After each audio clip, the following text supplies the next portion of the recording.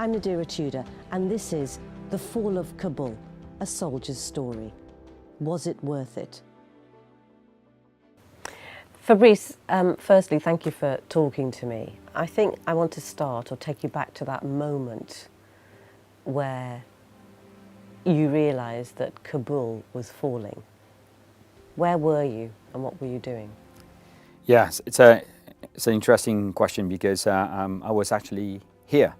I basically just arrived. That was the start of my my tour here in SHAPE in the operations division, and I was actually at my desk. We're arriving, so you take the time to set yourself into your new surroundings, your new teammates and everything, and then yeah, it just hit us that Kabul, and we could see it unfolding anyway because we're following the news every day, and we would see all the reports were indicating that the Taliban was very much on the sort of on the ascendancy, and they were the outskirts of Kabul, so we could follow almost step by step.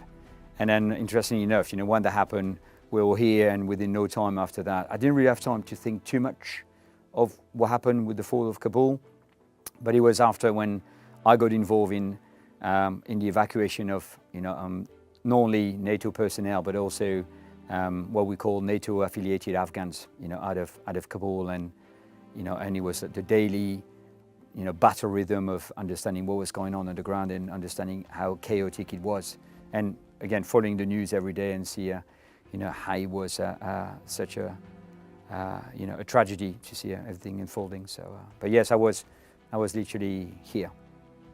How were you feeling at that point? Because you obviously spent time there. Yeah, so I had several tours of Afghanistan. Being a British Army, we were there from pretty much from the onset. But we were very much based in Helmand, so in the south of Kabul. Never been to Kabul, But again, Kabul is one of those mythical, city that you hear. When you're military, you're a bit passionate about history, so you understand Kabul. You sort of echoes, previous. I would say old history of Alexander the Great and other people, passing by in those part of the world, and so you say, oh yeah, Kabul is one of those, a bit like, Baghdad. You would see it as one of the others. It was it was a kind of a very, very strange feeling to start with, because it was kind of not really believing what was happening. In the fact that it happened so quickly, I was expecting potentially that it would take longer, that it would eventually happen, but it would take much longer. And I think that's why I was I was very shocked and surprised, a bit incredulous in the fact that it was like, this can't be happening so quickly after the withdrawal of, US forces and NATO forces, combat forces really.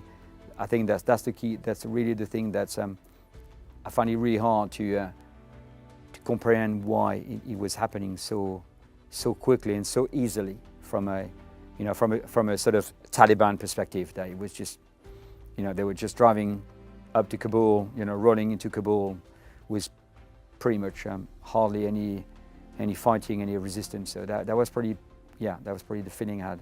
Very surprised on how this could have happened after 20 odd years of doing, some good work, well, we thought good work in Afghanistan.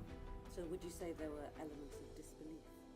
Yeah, I think disbelief I think that's the right word. I think was disbelief in things that surely now, after all the effort, all the time, effort, money, resource, people, a lot of people I knew in Afghanistan, after all that, surely it cannot be as it is, as falling as quickly as it did. So yeah, it was definitely disbelief. Yeah. Why do you think it fell so quickly? This is obviously a huge question, but you personally will have your own views on this. Yeah, so I think obviously this is just my personal opinion. I don't reflect anything from the the Ministry of Defence, UK Ministry of Defence or the British Army or anybody. It's just my personal thing. I've spent several, I've done several tours in Afghanistan, and I've seen the evolution of Afghanistan. I was in 2007, first tour, when it was very kinetic, lots of combat. We're chasing the Taliban here and there, especially in Helmand in the south. And then my second tour was in 2011, and I saw the kind of start of the transformation, what we thought was this transformation with, the Afghan National Army being, trained, taking on operations alongside us, and I was involved in this major operation where we had, obviously allied, all the forces, the foreign forces and the Afghan fighting, together. So I've seen that. And then one of the last tours I've done was in 2013, where we're doing more capacity building. It was more almost like reconstruction. It was stabilization. We were a step further in the whole process. But the evolution was that, because I was part of what we call the OLRT, so the Operational Liaison and Reconnaissance Team, where we were just going out there and see what was going on. And then later on, I was part of the Mentoring and Liaison Team, OMLTs, where you have Afghan people that you look after, that you train in. And I have to say, for me, the signs were there from, pretty much very early in my time in Afghanistan, is the fact that, we were trying to build something, probably on quicksand, in the fact that there was no real foundations for a national army and national police, because, I'm sure you've been to Afghanistan, is the fact that, it's a mosaic of, different group of people, different languages. They don't look the same, and they know they don't look the same, and they don't really sort of, they cohabit together, but they don't really live together. So, in the south, Pashtun, a certain way of living, and then in the north, you're more about, people that are from Tajik or in Hazaras, that are more sort of Mongol looking. And having a national army, when you have all those people together, they didn't really gel well. It was not necessarily that, and we saw it when we had people from the north of the Afghan army coming down in the south. They were not really welcome because they didn't look the same. They were not really the same way of living, the same religion sometimes as well. So all that make it really, really tricky. So there were signs already that what we were building was not necessarily built on very, very strong foundation to stay and last. It was, we did it because, we had to do it, and we thought it was the right thing to do. But I think that probably the signs were there that eventually, it would not necessarily work, because the cohesion, the sort of unity that you would expect was not, I don't think was ever there. It was just, it was an easy thing for us to do, and I think for the Afghans to say, yes, we will try to do it.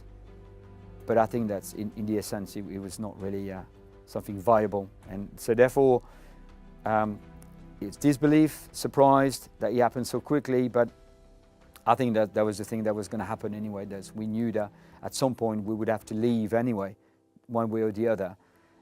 And potentially, talking about it and thinking about it, we thought, well, we were not very optimistic for the future, potentially, of Afghanistan as a united, country where, you got a strong police and a strong armed force that represent everybody. So, yeah. I want to go back, because there are lots of thought processes coming out of what you've just said now for me.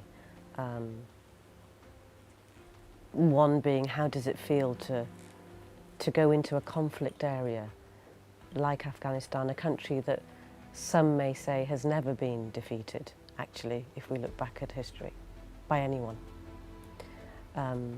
Peoples that own themselves, effectively. So how does it feel to be going into an area like that?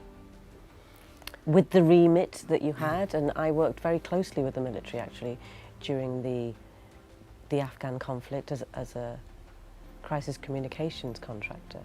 So I understand the training elements that went on before you deployed there, and how you trained, and the mentoring elements of it, and the cultural elements of it. But you were the one that was deployed several times.